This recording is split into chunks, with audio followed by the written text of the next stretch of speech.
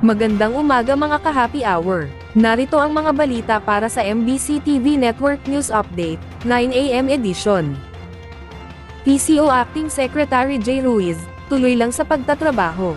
Patuloy lang sa pagtatrabaho si Presidential Communications Office Acting Secretary J. Ruiz, ito'y sa kabila ng mga balita na may papalit na sa kanyang pwesto. Ayon kay Palace Press Officer Undersecretary Claire Castro, na nananatili si Secretary Ruiz sa pagtitiman ng PCO. Sinabi ni Yusek Castro, walang impormasyong nakakarating sa kanila hinggil sa umano'y pagpapalit sa pamunuan ng PCO.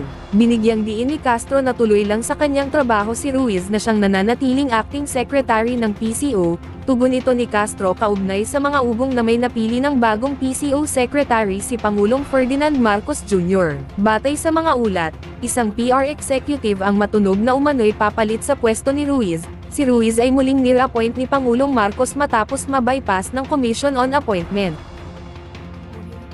Samantala, 3 sospek na aresto sa pagnanakaw ng kable ng CCTV. Mayroon ng 3 katao ang naaresto ng mga kapulisan dahil sa pagnanakaw ng mga kable ng closed-circuit television cameras na ginagamit sa No Contact Apprehension Policy Program. Ayon sa National Capital Region Police Office, na ang mga sospek ay isang 28 anyos na residente ng Makati City, at 20 anyos na naninirahan sa Mandaluyong City.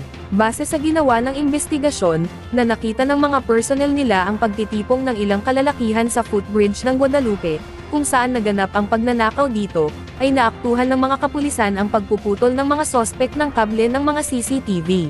Tinatayan nagkakahalaga ng 104,000 ang kable na nakuha sa mga sospek, nakatakdang sampahan ng mga kapulisan ang mga naarestong sospek. Magugunitang nadiskubre ng Metropolitan Manila Development Authority, na ninakaw ang mga kable ng mga CCTV sa overpass ng Guadalupe, Makati City, nitong June 24. Sa MBC TV Sports, Alex Ayala, bigong nasungkit ang kampyonato sa Eastbourne Open. Bigong nasungkit ng Pinay tennis ace na si Alex Ayala ang kampyonato sa WTA 250 Eastbourne Open, matapos talunin ng Australian tennis player na si Maya Joint sa score na 6-4, 1-6, 7-6-10. Ang 20 anyos na Pilipina ay nagtala ng makasaysayang tagumpay sa naturang kompetisyon, bilang kauna-unahang Pilipino na nakapasok sa finals ng prestihiyosong tennis tournament. Ito ang kauna-unahang finals appearance ni Ayala sa WTA Tour, at hindi niya napigilan maiyak matapos ang laban. Sa kabila ng pagkatalo, magpapatuloy ang laro ni Ayala habang siya'y naghahanda para sa pagbubukas ng kanyang kampanya sa Wimbledon, laban sa defending champion na si Barbara Krejcikova.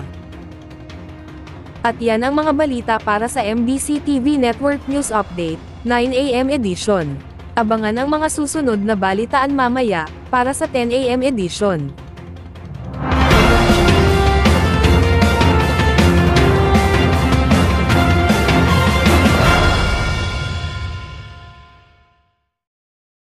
Mga ka-happy hour, kung gusto mong manood ang mga balita sa MBC TV Network News Update, mag-subscribe sa aming YouTube channel, i-like ang aming Facebook page, at i-follow sa aming TikTok account.